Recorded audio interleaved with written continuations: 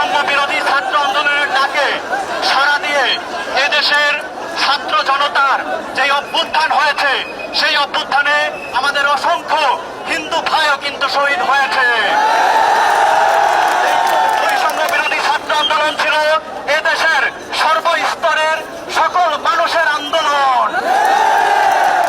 কিন্তু আমাদের আন্দোলনের পরে আমরা দেখতে পেয়েছি বিভিন্ন জায়গায় সন্ত্রাসীরা, ষড়যন্ত্রকারীরা আমাদের আন্দোলনকে প্রশ্নবিদ্ধ করতে বিভিন্ন মন্দিরে হামলা চালিয়েছে। আমরা স্পষ্ট ভাষায় বলতে চাই, বৈষম্য বিরোধী ছাত্র আন্দোলন এই সকল মন্দির হামলাগুলোকে সমর্থন করে না। তারা এই ধরনের সাম্প্রদায়িক দাঙ্গার তীব্র নিন্দা এবং প্রতিবাদ জানায়। এই বাংলাদেশ হলো সাম্যের বাংলাদেশ। সংগ্রামী ভাই বন্ধুরা, আপনাদেরকে বলতে চাই, এইখানে হিন্দু মুসলমান বড় পরিচয় না, বড় পরিচয় হচ্ছে আপনিও মানুষ, আমিও মানুষ। আমার অধিকারতা,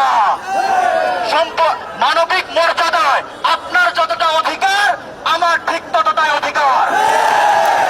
এই নতুন বাংলাদেশে যারা সাম্প্রদায়িক দাঙ্গা সৃষ্টি করতে চায়, যারা মন্দিরে মন্দিরে হামলা চালায়, আমার হিন্দু ভাই বোনদের জায়গা জমি বাড়ি ঘর দখল করে নেয়, ভাঙচুর করে, বন্ধের উপর নির্যাতন করে, তাদেরকে অতি দ্রুত বিচারের আওতায় নিয়ে এসে আমাদের আন্দোলনের পর থেকে যত মন্দিরে হামলা হয়েছে, হিন্দু ভাই বোনদের উপর নির্যাতন হয়েছে, যারাই নির্যাতন করুক না কেন, সে যত বড়ই হোক না কেন, যত ক্ষমতাসীন হোক না কেন, তাকে কঠোর বিচারের আওতায় নিয়ে আসতে হবে। এবং আজকের পর থেকে যদি কোনো ষড়যন্ত্রকারী যদি মন্দিরে হামলা করে, সংখ্যালঘুদের উপর নির্যাতন করে, আমাদের যেই গণঅভ্যুত্থান হয়েছে সেই আন্দোলনকে প্রশ্নবিদ্ধ করার চেষ্টা করে, তাদেরকে আমরা গণশত্রু হিসাবে বিবেচনা করব। যারা আজ থেকে মন্দিরে হামলা করবে কিংবা সংখ্যালঘু ভাইদের আর চোখে তাকাবে, তারা এই দেশের শত্রু, মানুষের শত্রু।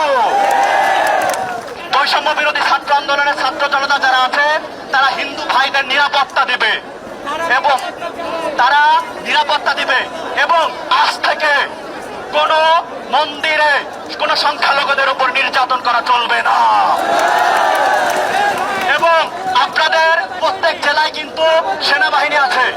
যদি কোনো কেউ ষড়যন্ত্র করার চেষ্টা করে, আপনারা আইন শৃঙ্খলা বাহিনীকে ইমিডিয়েটলি জানাবেন এবং আমাদের কিন্তু নিরাপত্তা টিম গঠন করা হয়েছে, তাদেরকে জানাবেন। আমরা সাথে সাথে তাদের বিরুদ্ধে কঠোর পদক্ষেপ গ্রহণ করব।